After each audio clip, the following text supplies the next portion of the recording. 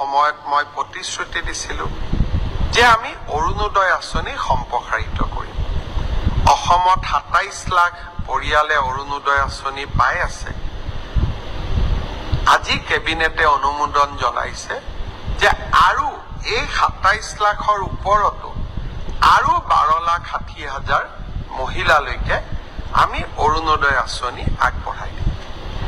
এতিয়া মই ৰাইজক এটা প্ৰশ্ন কৰিব খুজিম আৰু হৃদয়ৰ পৰা, যিখন চৰকাৰে দুখীয়াৰ লেণ্ড প্ৰিমিয়াম কমাব যত্ন কৰে, যিখন চৰকাৰে প্ৰথমবাৰৰ বাবে অসমত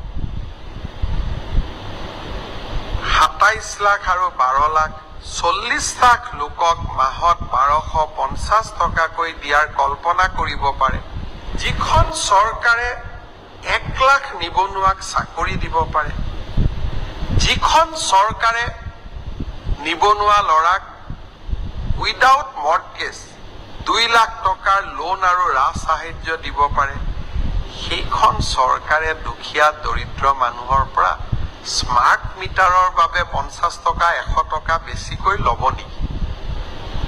অকণমান চিন্তা কৰি চাওক।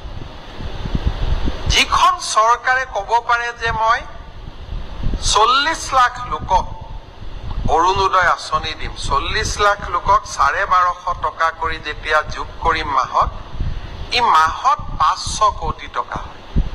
নিৰ্বাচনৰ সময়ত মই প্ৰতিশ্ৰুতি দিছিলোঁ যে আমি